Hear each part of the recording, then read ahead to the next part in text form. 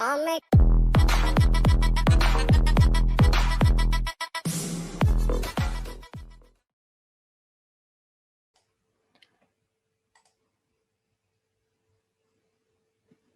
guys, so let's start with the VRC section. So there's one RC with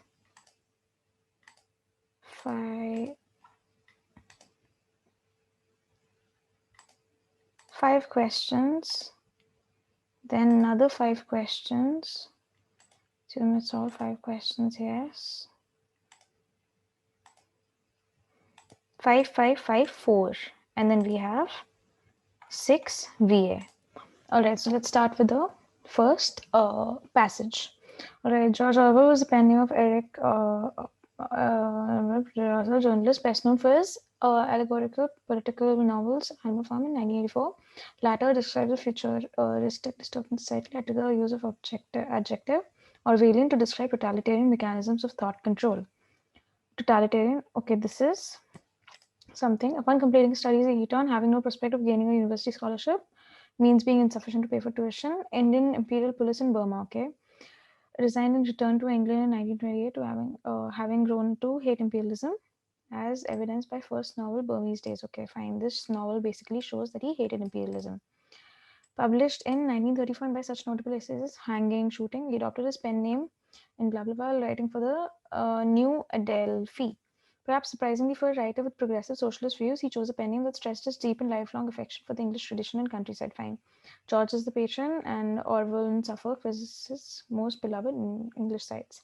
Blair lived for several years in poverty, sometimes homeless, sometimes doing itinerant work, as he recalled in the book Down and Out in Paris. He eventually found work as a school teacher until ill health forced him to give this up to work part-time as an assistant in second-hand bookshop. During most of his professional time,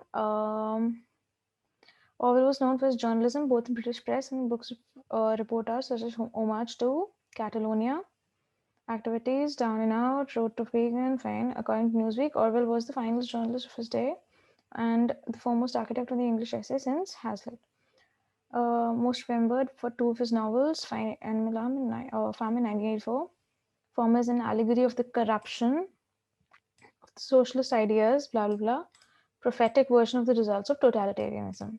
1984 also presents Orwell's philosophy regarding metaphysical objectivism. Orwell had returned from Catalonia staunch anti-Stalinist and anti-communist, but he remained to the end a man of the left and, in his own words, a democratic socialist. Essay, they're talking about some essay, decries the effects of political propaganda, special thinking and literary styles, blah, blah, blah. Orwell's concern over the declining power of language to capture and express reality with honesty. Was written invention of Newspeak. Imaginary country, okay. Newspeak is a variant of English in which vocabulary is strictly limited by the government fiat. Goal is to make it increasingly difficult to express ideas and contradict, even to conceive such ideas. A trained political career was dominated by attention between his desire for greater equality and social justice and his ambivalent attitude towards his own middle-class background. Nothing clues but your H's. All right. Development of let's go to the questions now. The development of Newspeak alludes to which of the following thoughts? Newspeak we saw here. Absence of cognizance between the language and originality of thoughts? No. Powerlessness of the language utilized by the state hardware to portray reality with genuineness. Powerlessness means powerless. Here we are talking about restriction. Deliberate restriction, yes, strictly limited by the government fiat of the language by the state so as to smother the resistance against its position. Yes, this is what they're talking about. Feature the mistreatment of the majority by state hardware utilizing language as a mode of thought control. Not thought control, but inability to contradict. So this is not it, this is not it, this is not it, this is the answer. Primary purpose of the passage. They're talking about to provide the reasoning behind George's efforts to change his pen name. No, that is very niche. Life of Orwell and learnings derived from the same. No, we have focused a lot on his books. This is too vague. Orwell's political and literary career and synergies derived from the same. No, we talked about his life, his personal struggles as well. Life of George Orwell and learnings derived from his famous. This is it. This is precisely the summary, what it talks about in the passage. Passage can be taken from which of the following sources? So this was a very detailed passage about an author, his political views, and also his writing styles, right? So article in a magazine is two. Literary review website could be a possibly possible answer, because a literary website would have some authentic information and it would be inclined towards literature. Article in a magazine is too generic. Autobiography would have been first person. This is not an autobiography. Textbook in pol science, no, we're talking about literature here. So it's a literary review website. As per the author, Eric Blair's decision of a changed pen name is odd on the grounds that the name doesn't adjust well. We saw this where um, we saw this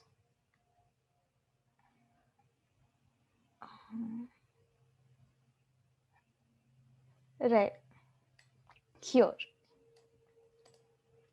So the name doesn't adjust well to Blair's reformist perspectives on society and legislative issues.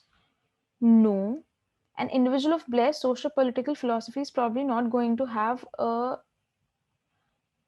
name established in English custom. This is it. Lifelong affection for the right. This is all talking about the English custom. Individual of Blair's conviction. No, this is too vague. To be keen, no, it's talking about why it would not have a name. A person would not have a name. Despite the fact that Blair was an individual reformist, his indifference doesn't. This is some other dimension entirely. This is what they're talking about in the paragraph here. Which of the following can be construed from the passage? Orwell was a superior writer than the author. No, I don't think so. This is something that's really vague. We cannot even comment on it. Orwell's English essays were his best work. No, they're talking about best known for journalism. We're talking about classic essays and we're talking about two books. No, that is nowhere written, no comparison. Colonialism and socialism equally unsuitable. While we have spoken about both, there's no comparison mentioned anywhere in the paragraph. So I'm going to go with none of these. All right, so it's the next passage. With an unauthorized biography, the reader becomes, whether we like it or not, a thief breaking into a public figure's unauthorized biography, right? Breaking into public figures' home to root through their stuff and unearth their secrets. But with a memoir, the author welcomes the guest in and allows us to snoop around at our leisure. Amis cuts to the chase, then telling us to take what we'd like. But as you might have guessed, Inside Story is no ordinary memoir. Amis' Inside Story. In fact, it calls itself a novel. In truth, it's a hybrid beast, a record of a real life, written with all the freedom of fiction, its style, tactical ingenuity, and narrative leaps, while also moonlighting as an advice book to young writers and a literary critique of some of the key influencers on Ami's work. So this is all that the book is about. There's a lot of things in the book. At 70, Amis is still a writer who refuses to play it safe. He has always been a provocateur. Son of the celebrated novelist Kingsley Amis, he released his 2000 memoir Experience with a cover that showed him as a tow-headed boy puffing on a cigarette. Okay. Inside Story shares with Ami's greatest novels, blah blah, these are the novels, his signature charming rogue narrative style that manages to high wire so brilliantly between the comedic and the emotionally calamitous. The main devastation of this book involves the death of Ami's lifelong friend, the essayist and public intellectual Christopher Hitchens. Okay, he died died from cancer. The Hitch, as he was known, was uniquely clever and cunning, and Amis writes beautifully on the subject of the close relationship, as when he describes a normal meal. Lunch with a Hitch was still lunch with a Hitch in the sense that you got there around 1 and left there while the place was filling up for dinner, so long time. His interest in food never great and now declined into indifference, but he drank his 1 or 2 Johnny Blacks and his half a bottle of red wine, sometimes more, never less. And he talked with undimmed fluency and humor for 6 to 7 hours to such great effect that would be a sin, he said, not to round it off with some cognac. Speaking of impressive friends, Amis acknowledges their presence early on. Oh, and I apologize in advance for all the name dropping. You will get used to it. And he introduces us to his pal, Salman Rushdie, another literary superstar who has in recent years made his home in New York. Amis and Rushdie spoke about this past July about cancel culture, the proper length of novels, and why authors might belong to a generation but never to a movement. All right. So this is talking about armies, this is talking about his books, this is talking about his influences in his books, friends, then it ends on a note about his pen pal Rushdie. Primary passage primarily revolving around metamorphosis between a biography and a memoir, according to the author. No, that was just the first paragraph. Learnings that we can get from Ami's books and his style of writing. Not just style of writing, we're talking a lot about Ami's experiences as well, life experiences, friends. Ami's style of writing in the book Inside Story and the learnings that we can derive from the same. No, Inside Story is just a small part of it. There's a lot of other things mentioned as well. Ami's books and the experiences derived from the same. Experiences derived. This can be a possible answer. Ami's books, we're talking about it, and the experiences that we derive from the same. Which of the following options cannot be inferred about Hitch from the passage? Hitch and Ami shared a strong bond of friendship. Yes, they're talking about close relationship here. Yes. Amis believe that most of his style of writing is actually a byproduct of the learnings derived from Hitch. This is completely out of the blue. This is not mentioned anywhere in the passage. Anyway, the chapter of Hitch in the book is one of the most saddening. Yes, it's written right here. The main devastation of this book involves the death of Ami's lifelong friend. Hitch possessed a great style of humor that Amis believed was one of his strongest suits. It's mentioned here somewhere.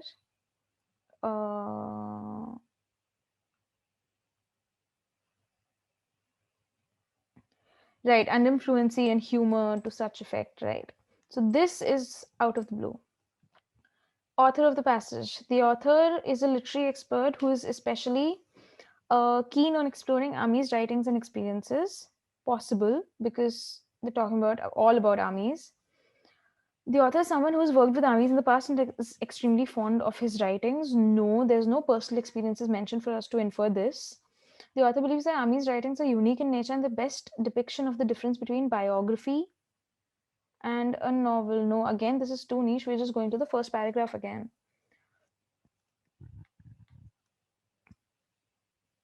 Strong, opinionated, and possesses extremely rigid views about Ami's style of writing. No, there is no rigidity in his views. It is just experience derived. This is the proper explanation. Difference between a biography and a memoir as per the passage, right? We saw it in the first line itself. First, this. Biography is written by someone who is fond of the person. Memoir is personally written by the same person. No, this is completely incorrect. Memoir talks about various memories associated. Biography is more contextual. No. Biography is restrictive in exploring the thoughts of the author as against a memoir. Yes, this is what they're talking about. Biography is restrictive and memoir, which is more welcoming. Here they're saying with a memoir, the author welcomes the guest in, right? The biography is written from the point of view of the author. No. Audience perspective, this is completely irrelevant. If the author were to continue this passage, what would the next paragraph talk about? Now, in such questions, we go to the last paragraph where we left off. So we left off with the author introducing us to Ami's friend, Salman Rushdie. And where they had a discussion on something, right? So we see initially, okay, let's just go to the options. Ami's explains about inside story and specific instances revolving around Hitch. Now we know that passages only get narrower as we go down, so we cannot just go back up and talk about inside story again. Hitch was the second last paragraph, so we can't go back there. Ami's understanding and love for the literary work that is so well encompassing various parameters. No. Experiences with Rushdie and the inspiration that he has gained from the same, which could be the possible explanation, because we ended up on Rushdie and initially we talked about Hitch and the experiences with Hitch. So this is how the author would continue. Rushdie's experiences, no, this is again talking about Rushdie while the passage is about Amis. All right, so we have another passage here. The internet is not what you think it is. For one thing, it is nearly not as newfangled as you probably imagined. It does not represent a radical rupture with everything that came before, either in human history or in the vastly longer history of nature. Recent permutation of a complex of behaviors as deeply rooted in a species and as anything else we do. Storytelling, fashions, blah, blah, blah, dense with symbols. In order to convince you of this, it will help to zoom out for a while, far from the world of human-made devices, away from the world of human beings altogether, gaining at that height a suitably distant and lucid view of the natural world that hosts us and everything we produce. It will help, that is, to seek to understand the internet in its broad ecological context. Fine, we are looking at internet from an ecological context against the background of the long history of life on Earth. Elephant stomp, seismic event, signature vibration to kin distance of kilometers, clicks of sperm whale, sometimes heard familiars on the other side of the world, fine. Nor is it only the sound that facilitates animal communication. Many or perhaps most signals sent between members of the same species pass not through sonic vibrations, but through chemicals. Emperor moths emit pheromones 15 kilometers, correct emphasize a distance comparable to the one traversed by even the most resonant sperm whales. Click, fine. So, nor is there any reason to draw a boundary between animals and other living beings. Numerous plant species, among them tomatoes, lima beans, blah blah blah, use airborne bacteria to send chemical information to the conspecifics across significant distances, triggers defense-related gene expression, other changes in the growth and development. Telecommunications is sooner the norm than the exception. It's the norm. Some might protest that telecommunication is being used in an equivocal way. As for example, we say of an irate cyclist at an intersection and of a computer when it freezes up with a blah blah blah. Some might object that is concealed sperm whales and elephants sending out signals that may be processed as information. That is symbolic encoding of propositional content that is then decoded by a conscious subject. The same may surely not be said of lima beans. Fine. Let us grant, if only to avoid unnecessary complications, that lima beans are not conscious. Fine. Ask why, when telecommunications in conscious and unconscious life forms alike evidently involves the same principles and mechanisms, we should be so quick to assume that telecommunication in our own species must be the product of consciousness, rather than being an ardent system that rose in the same way as lima bean signaling only belatedly began to allow human consciousness to ride along with. Fine. So it's talking about internet and how it's more ecological than a recent development. Fine. So, why does the author say the internet is not what you think it is? So, the author believes that the development of the internet in recent times is much more than what we imagined it to be, right? Because the author thinks that it's not given its due diligence since we fail to understand how huge. No, not talking about due diligence.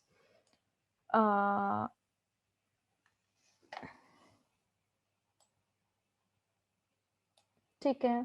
So, because the author believes that the internet only talks about things that it feels are important, this is discretionary based. Feels that the internet takes into account recent developments and not important but old information. This can be our answer. First one, let's go back to the first one. Recent times is much more. No, it's trying to tell us that it is more ecological than a very recent phenomena. So, fourth is the answer. Drawing a boundary between animals and other living beings. Internet does not draw a boundary. They're saying boundary nahi bana. They're saying here, nor is there any reason to draw a boundary. Drawing a boundary between animals and other living beings is irrelevant because internet information treats them equally. Yes. Cannot be considered in the same league, hence boundary is quintessential. Again, no. The saying, right? Yeah. A boundary is needed because numerous plant species, tomatoes, this is completely off topic. Main idea of the passage. Importance of the internet in ever evolving times. Not really, no. They're talking about what internet's context is with respect to ecological point of view.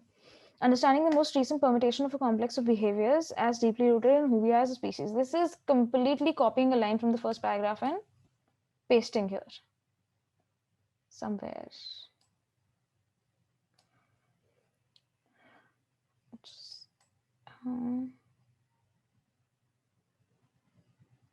Right, this most recent permutation. This is not the idea. This is about internet. This is not the idea of the passage. Changing our preconceived notions about internet being all encompassing and making us look at the picture differently. This is what they're talking about when they say, you go a little farther away, zoom out for a while, look at the different picture. Drawing boundaries between animals and other living beings to understand. No, we don't have to draw boundaries, is the point. Cannot be inferred. So internet is not all encompassing and only considers No, they're saying it's all encompassing. Telecommunication in human species must be the product of consciousness as against other living beings. No. Last paragraph says why should it be a product of consciousness? No. Between animals is done through sonic vibrations. Let's go back to the sonic part. It's clearly written here, most signals sent between members of the same species pass not through sonic vibrations but through chemicals. So this is clearly wrong. This cannot be inferred from the passage. The product arose from consciousness but should be rather deep rooted, right? Weaken the argument of the author. So the author is talking about how all living beings are same and everything should be treated equally, and their behaviors are all the same, their ideas are all the same, and there's no boundaries. So it has been proven that under certain situations, the inner behavior of animals as against other living beings is different. So this is what will negate it. Recent research conducted, it has been observed that lima beans are not conscious. The author is saying that they are not conscious. So it won't negate. Limited in regards to its offerings, no. Internet is all encompassing and covers content related to man-made changes. No, this is using more than a cluster of knowledge. This is our answer. Fine, this is the last passage. When I studied anthropology back in the early 1980s, Neanderthals were still largely the bulk-browed brutes of yore, grunting in smoky caves and loping across the tundra. Their vanishing from the fossils record some 40,000 years ago was a result of competition. Actually, on second thoughts, let's just clear the response here. And we'll come back. We'll mark for review next. Grunting in smoky caves and loping across the tundra. The vanishing from the fossil record some 40,000 years ago was a result of competition, interbreeding on forebears. Stories I received then retained something of the racially hierarchical views at large when the first fossilized bones were recovered in Germany from near the Neander River in 1856.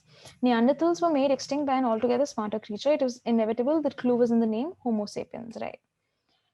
Have come a long way since. More finds and more caves, more bones, more stools, more middens, articulations. Relativism has replaced the hierarchy as the overall context for interpretation, but perhaps the most striking advance, analytical methods, genetics, 3D imaging, carbon-14 strontium isotopes, intricate details of physiognomy and activity, how they sat, what they carried, as well as possible social structures. What it has also done is trigger a landslip of studies which have buried any hope of popular understanding. Fine. Rebecca Sykes has performed something extraordinary, distilling them into commanding and wonderfully readable account. So there's a lot of research papers and all, bulk of research papers, and she has distilled them into a commanding and wonderfully readable account, leaving us with glimpses of real scenes of imagined individuals and groups going about their daily lives. Ethnography rather than speculative fiction. Okay, so this is something realistic rather than speculative fiction. Her evocations emerge from behind extensive passages of science, but the effect is surprisingly moving. The only regret is that if progress in Neanderthal studies continues at the same pace, kindred will, at least in detail, soon become outdated.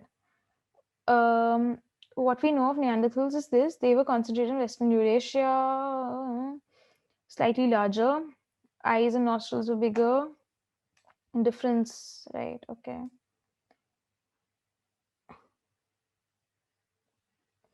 Over this years of existence, they've experienced large oscillations in climate, eco shocks, hunted ate elephants, blah, blah, blah, blah, blah. Violence was rare, but injury frequent, accidental injury, built shelters, understood the value of treating animal skins with oak tannins, burnt bones, stone tools, right-sided dice, specialized activities, vigorously escaping, hides or napping, flints. Fine. So what is the reason behind the author writing this passage? The author wants to highlight the findings of Rebecca Wang, which is to bring to light the developments made in studying the history of Neanderthals.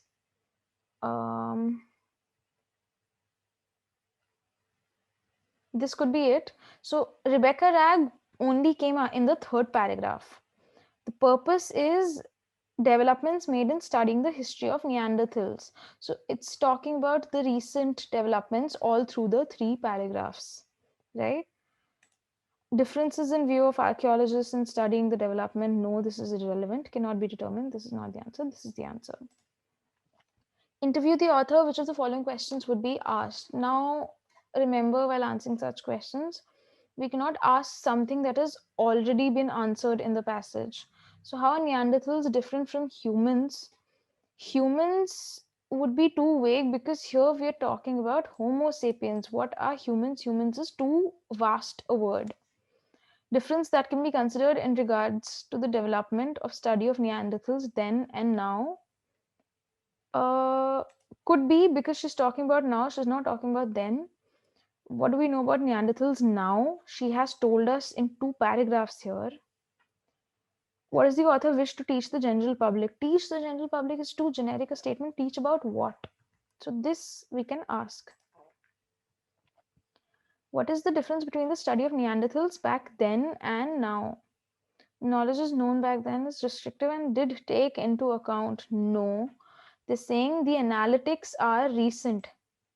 This advance has been in analytics. No. A lot of information was buried under academic papers and not analyzed. Now the information is much more detailed.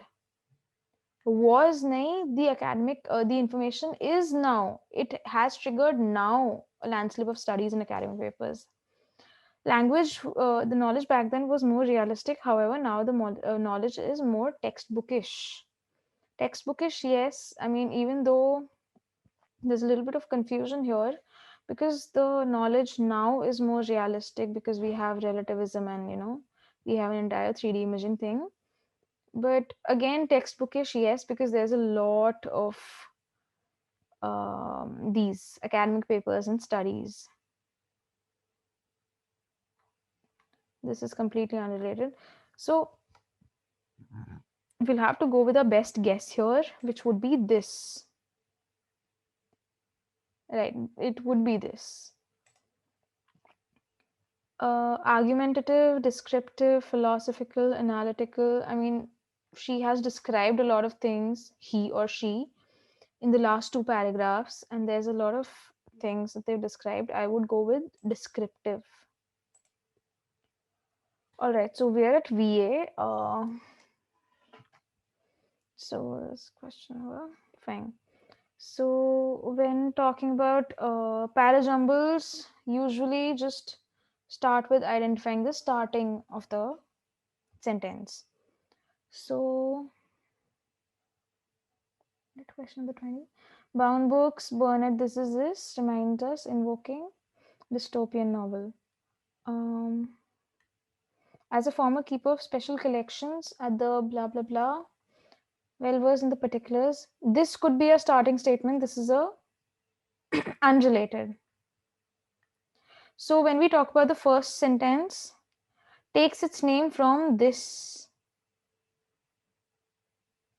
This is what? This is missing. Being made from dried organic matter, this highly likely is not our starting because it's in single quotes.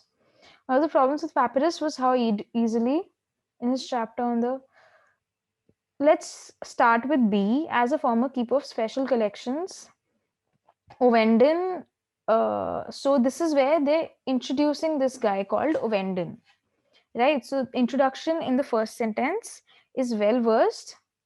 Then we're talking about, so this statement is talking about some kind of paper and how it is inherently flammable. The fourth statement is talking about one of the problems with papyrus. So usually if we go after B, we go to D. One of the problems was how easily it could be set on fire. Then he's explaining in C, being made from dried organic matter, it is inherently flammable. How easily it could be set on fire, it is inherently flammable. Bound books printed on paper burn at blah blah blah. Owen reminds us in contrast to this, right? Invoking, this is novel that takes its name from this.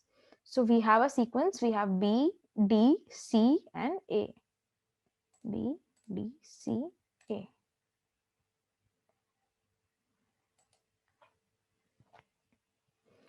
All right, so Hegel was fascinated by the word that Schiller used to describe this process of combining by negation The German Aufhebung, often translated as sublation, which means at once to cancel and to preserve. The act of sublation is what Rousseau wanted to do to the Caribs. Okay, lack of foresight, preserve their presentness, and thereby raise them up into a more ordered form of life. In Hegel's writings,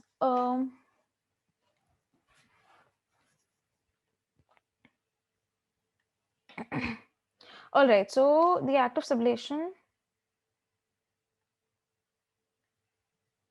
So this cannot be the first sentence since they're explaining sublation in the first statement and then they're just casually using sublation in this.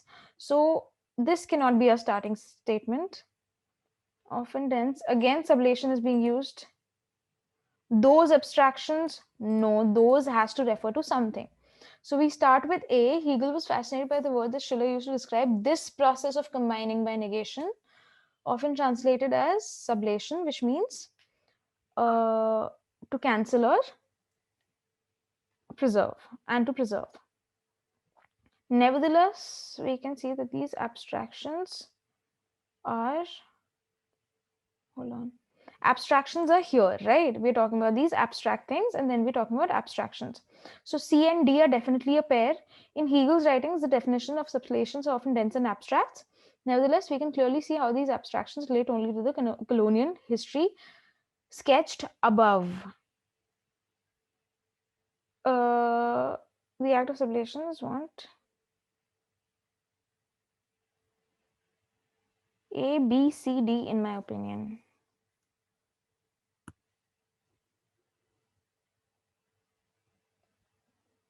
A, B, C, D, right? So sketched above, colonial history sketched above. This is the colonial history. So this is odd one out. We have 8 minutes remaining. Good enough. There's no need to reject how biologists define the sexes to defend the view that trans women are women. But the use of DNA to make offspring.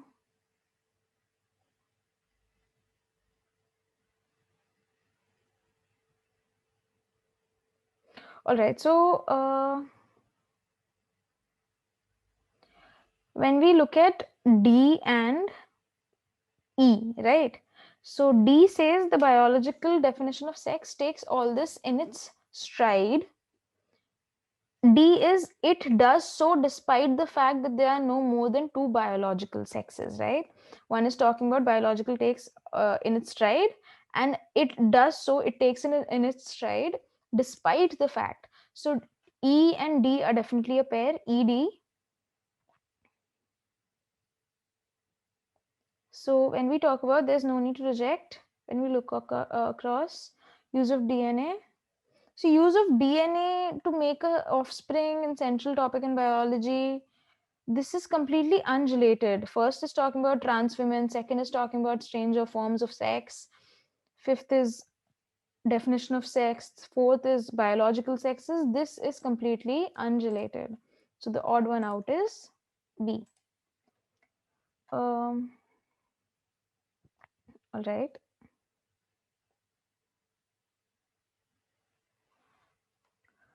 So in 1960, set out to find these places. Okay, no, hoping that the descriptions of the sagas might lead them to no sites. They set off in a sailboat and went down eastern Canadian coast. They were looking for places mentioned in the sagas, including forest land, which was flat and wooded, fine, continuing to sail in southerly directions, reached Newfoundland. So, before even trying to make a coherent paragraph here, they're talking about Helge Ingstad and his wife find these places, hoping leading them to north sites. They set off in a sailboat. They're still talking about these people who went out to find something, find these places, which is north sites. They were looking for places mentioned in these sagas, including, okay, again, what they were looking for. The Ingstads finally reached Newfoundland. Archaeologists found objects at the Goddard site that were made with 10 different minerals. Completely irrelevant. So E is our answer.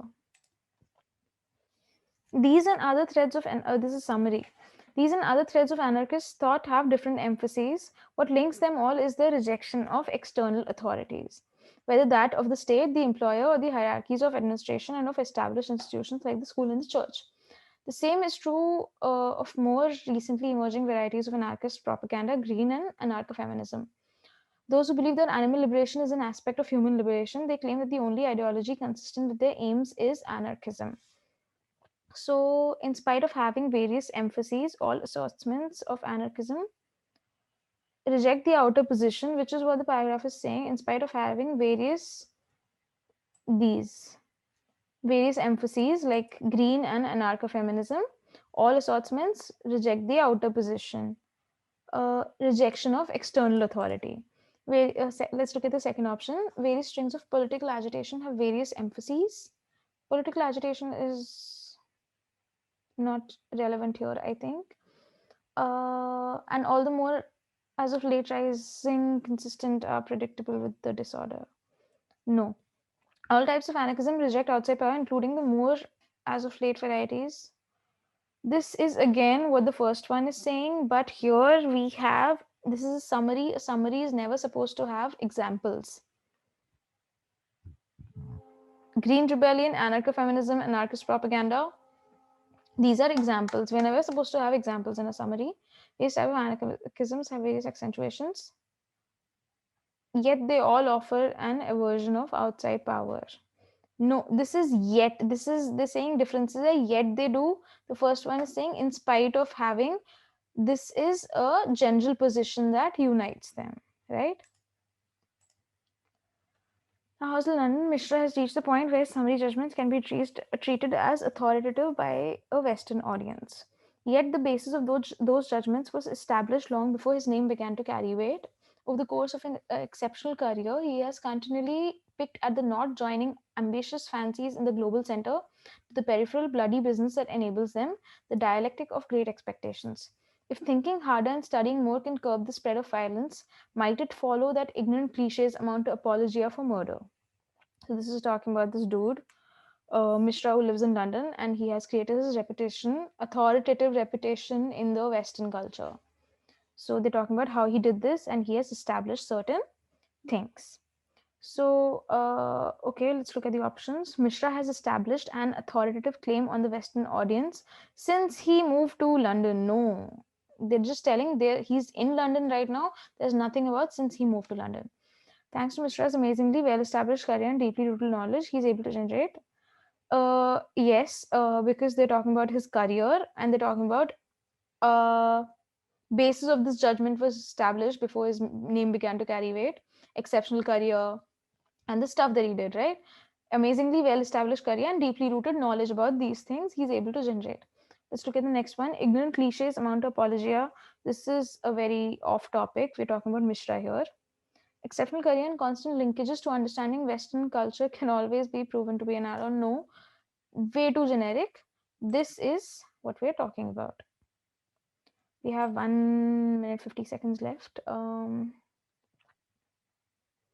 So we'll weaken the argument. The author is talking about how internet is all about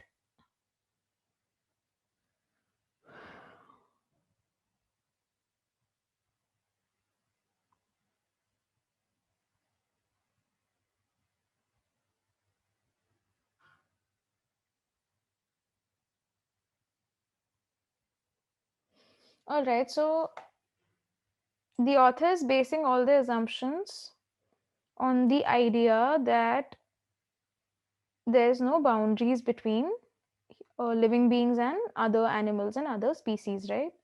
So under certain situations, inner behavior is different. So this will definitely weaken the argument.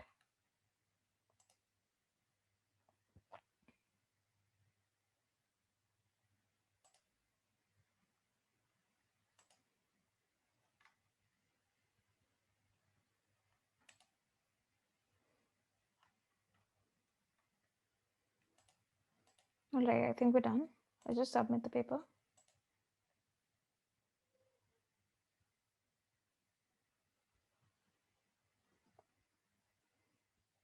All right.